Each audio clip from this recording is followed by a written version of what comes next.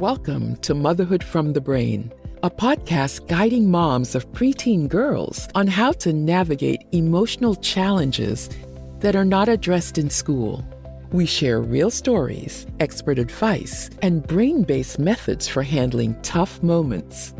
Discover insights to create a deeper connection with your preteen and improve your motherhood journey. Let's tackle the uncharted territory of parenting together. Hosted by professional certified coach, Esther Babazi. Hello there, Mom. You are listening to the Motherhood and the Brain podcast with your host, Esther Babazi, episode number 11. Before I begin, I would like to state a small disclaimer. I am not a psychiatrist or psychologist or any other licensed mental health worker. On this podcast, Motherhood and the Brain, I just share what has worked for me in my life, what has helped me improve my mental and emotional well-being. Because I know that there are many mothers out there who are in the same place I was or I am today, who are wondering whether there is something wrong with them because of the way they feel. This podcast, Motherhood and the Brain, is aimed at those moms. In today's episode, I would like to talk about you have probably seen it, like it is everywhere. How awful motherhood is, like we commiserate or people commiserate on how horrible it is to be a mother, how their kids drive them crazy, how ungrateful their kids can be, how ungrateful their kids are, like all those things. And the reason that I want to talk about that today is because when we believe every thought that our brain is offering us, in this case, when we believe or when you believe that motherhood is horrible, you will feel awful, or you already feel awful about yourself. You look at your children or you view your children as problems to be solved. You feel trapped. You become a victim. And before you know it, you find yourself stuck in this vicious cycle of some negative soup, like you are stewing and like you spin your wheels, you don't know how to get out of it. As a mom, myself, I know firsthand how hard motherhood is. But so are a lot of other things out there in the world. It is hard running a business. It takes a lot of work to have good relationships with your spouse, your parents, your kids, your friends, your workmates. It is hard to study in school. It is hard being an adult.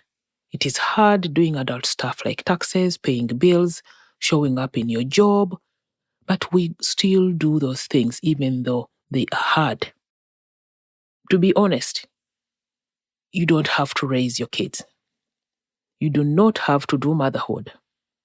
You do not have to take care of your kids because there are many people out there who choose not to raise their kids. I'm sure that you know somebody who did not take care of their kids, or does not take care of their kids. So my question is, why are you telling yourself that you have to take care of your kids? Being a mother and raising children is a privilege. Many people want to raise children, many people want to be mothers, but they cannot for different reasons. In my personal story, I had a cousin. She passed away at 30 years old, 7 months pregnant. She passed away from eclampsia. It was not detected until the last minute. She died and the baby died. But you love your kids, right? And you want to be a mother. This means that you may have to reorganize your life for a certain period of time. It may require you to put on hold a few of your plans. There may be certain times where you function on little sleep. Your body may change after childbirth, but when you look at it, not so many people get to experience what it is like creating life, making another human being. I think it is one of the wildest experiences.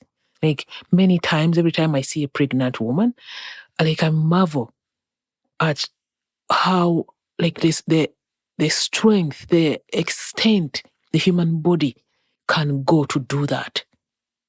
As a mom, you may have to do certain things when you're tired.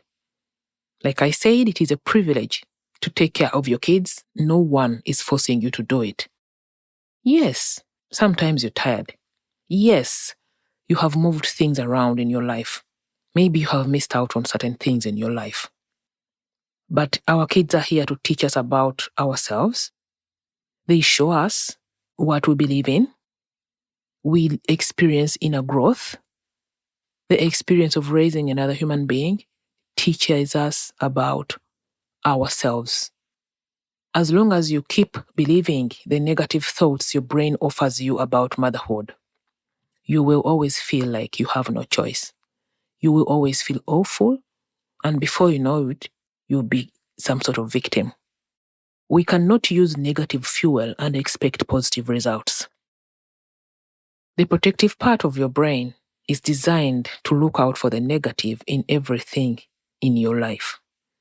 This is not your fault. This is an evolutionary thing that is meant to keep you safe. It is meant to keep you from threats or animals or things that threaten your existence.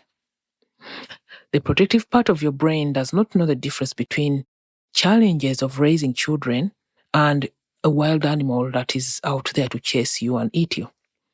It thinks it is the same thing.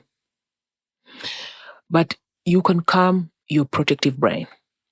Yes, brain, it is sometimes hard being a mom, but I can do it.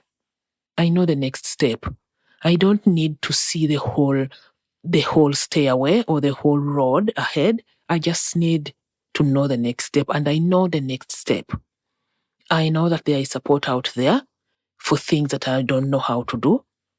Even when your child gets on your nerves, like we say, we can calm your protective brain and by saying that you're okay and your survival is not threatened, even though your child is pushing all your buttons. Because sometimes it feels like they're doing that, and your brain will perceive that as some form of threat, but it is your responsibility to calm your brain down and say that it is fine, it is okay, I'm not physically threatened. If you think about it, no one was born with any skills. Everybody in this world, they learn every skill that they know. So when you feel unsure, when you feel stuck, when you do not know how to handle frustration, there are a lot of resources and help out there to help you on your motherhood journey. From therapy, counseling, and my favorite, coaching. Coaching took me from feeling like a victim to feeling empowered and understanding that I choose to be a mother. No one is forcing me to raise my kids. I want to raise my kids. Coaching taught me how to tap into my own resourcefulness. For me, being a mother has been the single best teacher in my life. And I am grateful that I get to be someone's mother.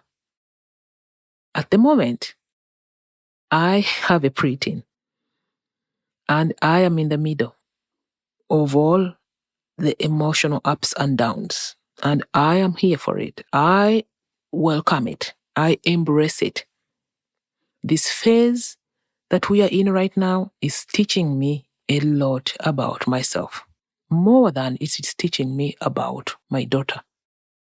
I am getting coached as I coach other moms who are going through the same. Like, it's beautiful what our brains come up with, what our brains offer us, the things our brains cling on, like they hold on to.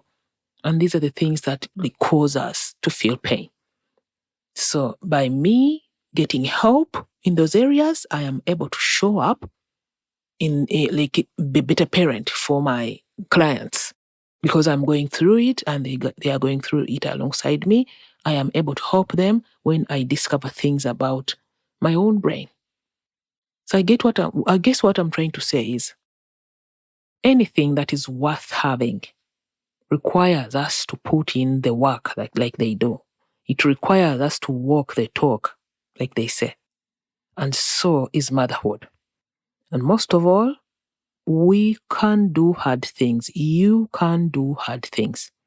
When we exercise or when we go to the gym to exercise, we don't want to lift light weights. If your purpose of going to the gym is to build muscle, to support your bones, especially women of a certain age, from 30, they say we have to build muscle. Muscle is good for bone health. We build muscle by lifting heavier weights. We do not lift light weights to build muscle.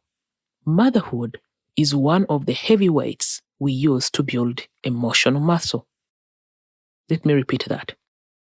When we go to the gym to build muscle, because they tell us that muscle is good for bone health, so we lift weights to build muscle. We do not lift light weights. We do not go to the gym and ask for the lightest weight. No, we want to lift the heavier weights for us to be able to build muscle. And in life, motherhood is one of the weights that we lift to build emotional muscle, to become resilient, to bounce back when life throws things at us, challenges at us.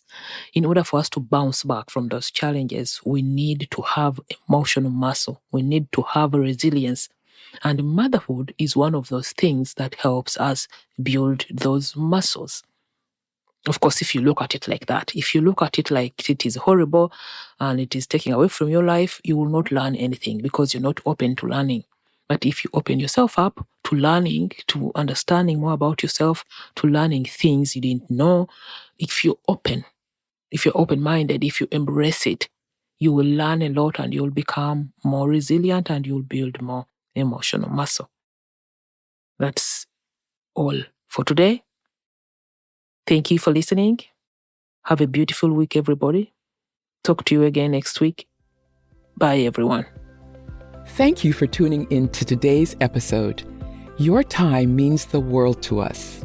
If you found this episode valuable, we would be immensely grateful if you could spare a moment to visit Apple Podcasts and share your thoughts through a review.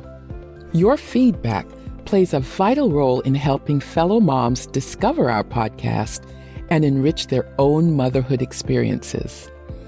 Take care, and bye for now.